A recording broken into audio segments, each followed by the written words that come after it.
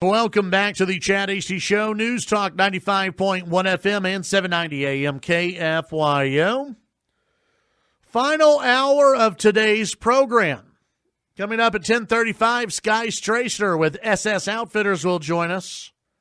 Got a few other stories to get into throughout the program. Joining us on the phones right now with the Texas Tribune, it's Patrick Svitek. Patrick, good morning. How are you today? Good morning, Chad. Glad to have you on the show. Let's before we get into a little bit of the legislature issues, and it was a busy week down in Austin. I want to take a look at the Texas Democrats who are running for president. You got Julian Castro and Beto O'Rourke who are running for the Democrat nomination. How'd their weeks go running for president of the United States? I'm sorry, I missed you just for a second there. What'd you say? How did the week go for Julian Castro and Beto O'Rourke? Yeah, so this week started out with their first major fundraising deadline for those two candidates and for all the presidential candidates. And so they had announced some of the numbers ahead of time, but basically their fundraising kind of came into detail and came into relief. And, you know, O'Rourke continues to be one of the top fundraisers in the field, despite only being in the race for the first 18 days of the first quarter. He raised $9.4 million.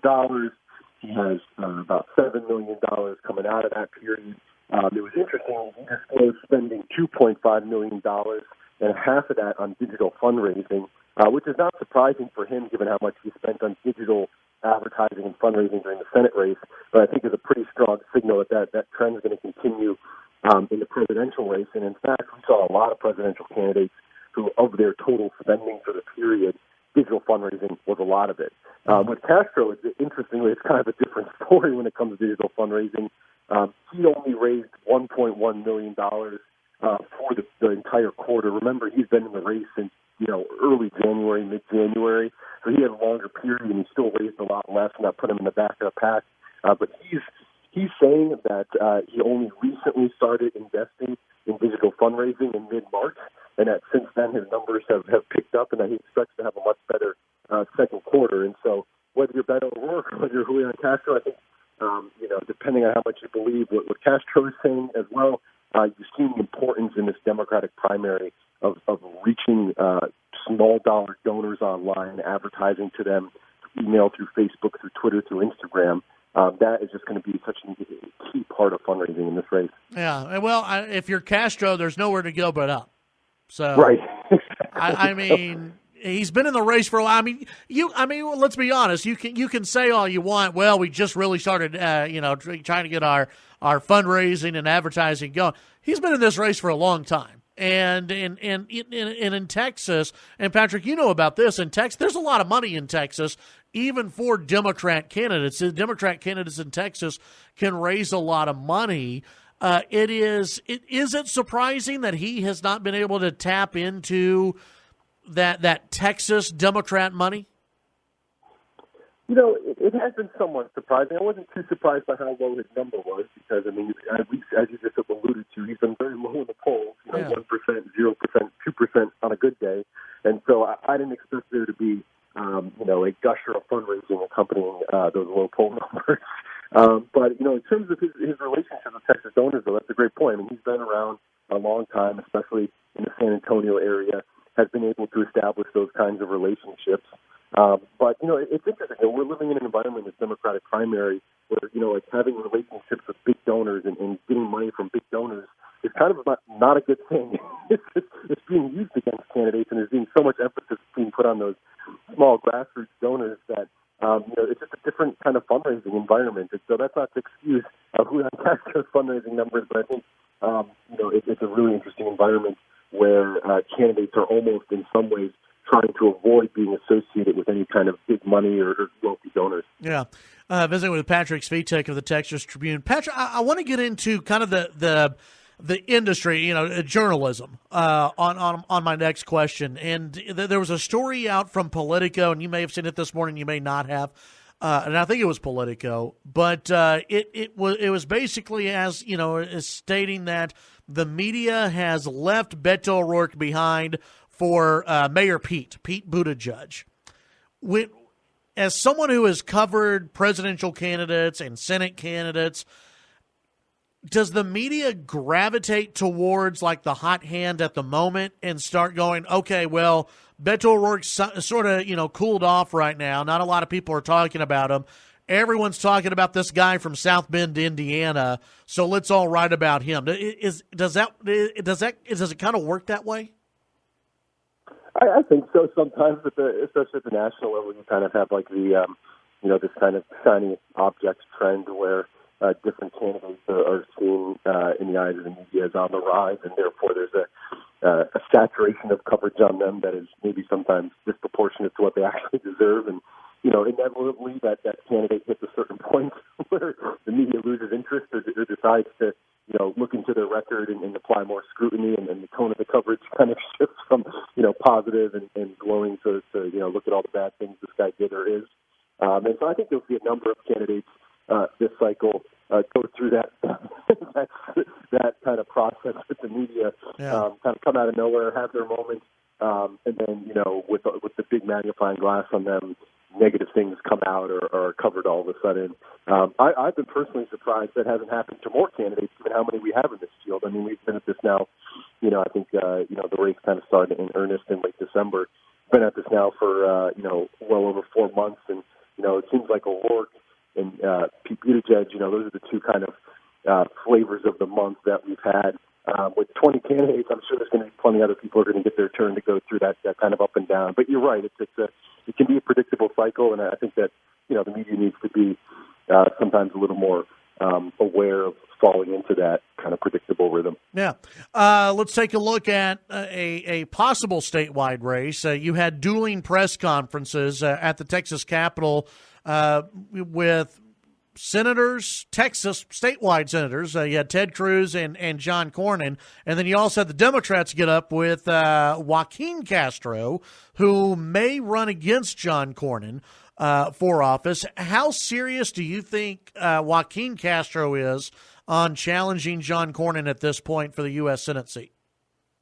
I was getting to grow a little uncertain about that before those dueling press conferences, because Joaquin Castro had really not been saying a lot publicly about his plans, not even really saying publicly, hey, I'm considering it. There was a lot of kind of, anonymous reporting going on, and he has not been making a lot of public appearances. His decision to appear at that press conference and to basically kind of provide the rebuttal, or the pre was beforehand, so the pre-rebuttal to the Cornyn-involved press conference, that to me seems like a fresh signal that he wants to be a part of this conversation at least. And then afterward, he told reporters that he plans to make an announcement about the Senate race, quote, soon, which in politics means nothing. Right. But he at least acknowledged that he's considering it. He kind of hinted that maybe by the end of the month. He didn't exactly confirm that. But to me, it definitely, seemed like he wanted to put himself back out there in the conversation, if only for PR purposes. But, of course, that's something that you would do if you were getting ready for a run against someone. And, there's a couple interesting angles to this. One of them is that another Democrat, MJ Hagar, high-profile congressional candidate last year, it looks like she's moving forward on her own campaign with the support of some Democrats in Washington, groups who want to see a woman run against Cornyn, like Emily's List. And so you could have a contested primary here, and you could have Castro versus Hagar versus a number of other Democrats, which, quite frankly, Democrats always, any party will say, competition is healthy, come one, come all. But, running against Cornyn is going to be an uphill battle regardless of where the environment is for Democrats in Texas. And Democrats are going to need as much as time as possible to kind of build their case against Cornyn and focus on beating him versus fighting other Democrats. And so I'd say a competitive, drawn-out primary is not ideal for Democrats. Yeah, absolutely. Patrick, the Texas legislative session, we're a little bit more than halfway through the session. And I'm guessing the big news next week will be debate over property tax reform in the House, correct? Yeah, absolutely. I mean, that's the name of the game from here on out, quite frankly. There's a number of moving pieces here, a number of moving parts. One of them, which I and some of my other colleagues at the Tribune covered, did a story on this week, is this sales tax swap, raising this idea that was backed by the big three state leaders of raising the sales tax 1 percentage point to pay down property taxes, to provide property tax relief. There's a lot of uncertainty, as we reported this week, about just how committed, the House, the Senate, the governor are to this, whether it's something that they can build enough support for, that if they want to get it passed in the House, they're going to need Democrats to vote for it. And right now, Democrats have, the Democratic caucus, the Texas Democratic Party have come out very strongly against it. And so that is kind of the most, if we're talking politics, I'd argue that is in some ways the most politically explosive proposal in the mix here.